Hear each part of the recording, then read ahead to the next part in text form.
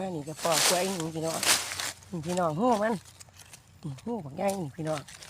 พุดลองเบิ่งกินถูบ่กินมันเดียวเฮาเนี่ย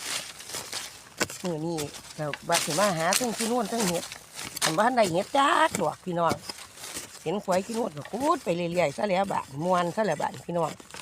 บ่ม่วนจังได๋ขุดก็ง่ายมีแต่ตัวใหญ่ๆขุดลงไปนั่นก็ป้อโลดพี่น้อง